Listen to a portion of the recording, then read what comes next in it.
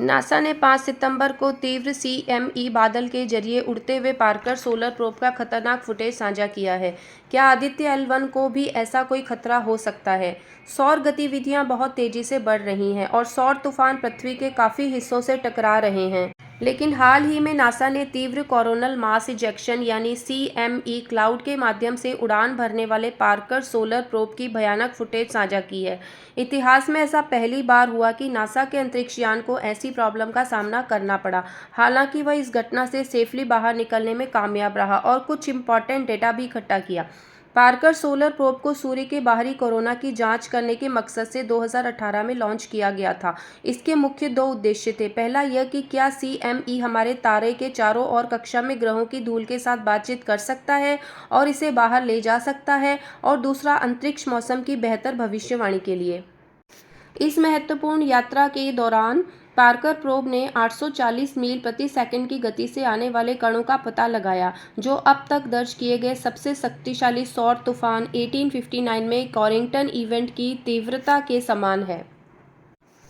CM सूर्य के बाहरी वायुमंडल या कोरोना से होने वाले विशाल विस्फोट हैं जो अंतरिक्ष के मौसम को चलाने में मदद करते हैं, जो उपग्रहों को खतरे में डाल सकते हैं, संचार और नेविगेशन प्रौद्योगिकियों को बाधित कर सकते हैं और यहां तक कि पृथ्वी पर बिजली ग्रिड को भी खत्म कर सकते हैं। नासा ने कहा कि इस बारे में ज़्यादा जानने से कि ये घटनाएं अंतर्ग्रहीय धूल के साथ कैसे संपर्क करती हैं, वैज्ञानिकों को बेहतर अनुमान लगाने में मदद मिल सकती है कि CME सूर्य से पृथ्वी तक कितनी तेजी से यात्रा कर सकते हैं, जिससे यह अनुमान लगाया जा सकता है कि ग्रह उनका प्रभाव कब देख सकता है।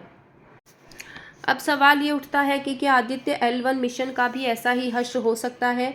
सौर तूफान और अन्य सौर गतिविधियों को समझने के लिए इससे कि पहले इसरो की पहली परियोजना आदित्य L1 लैग्रेंज 1 बिंदु के रास्ते में है। यहाँ यह रहेगा और सूर्य का निरीक्षण करेगा। अंतरिक्ष यान को अपने गंतव्य तक पहुँचने में लगभग 4 महीने लगेंगे। हालांकि जब वह वहां पहुंचेगा तो यह सूर्य को अपने सौर चक्र के चरम पर पहुंचते हुए देखने का सही समय होगा, जब सौर गतिविधि अपने उच्चतम स्तर पर होती है। कुछ आशंकाएं हैं कि CME आदित्य L1 से भी टकरा सकता है। हालांकि दो कारक हैं जो इसरो अंतरिक्ष यान को ऐसी घटना से बचने में मदद कर सकते हैं। सबसे पहले पार्कर सोलर प्रोब के विपरीत, जो सूर्य की सतह से 6.9 मिलियन किलोमीटर की दूरी पर उसके बेहद करीब जाने के लिए बनाया गया है, आदित्य L1 को बहुत दूर रखा गया है। तो आदित्य L1 इस कंपैरिजन से सूर्य से इतना दूर रहेगा। दूसरा, ये पृथ्वी से मात्र 15 लाख किलोमीटर दूर है। और दूसरा, अंतरिक्ष यान को अत्यधिक विकिरण CME बादलों और अन्य सहित किसी भी अंतरिक्ष आधारित खतरों से बचाने के लिए विशेष मिश्र धातुओं और सामग्रियों के साथ मजबूत किया गया है। तो उम्मीद है कि आदित्य L1 को ऐसी प्रॉब्लम का सामना नहीं करना पड़ेगा।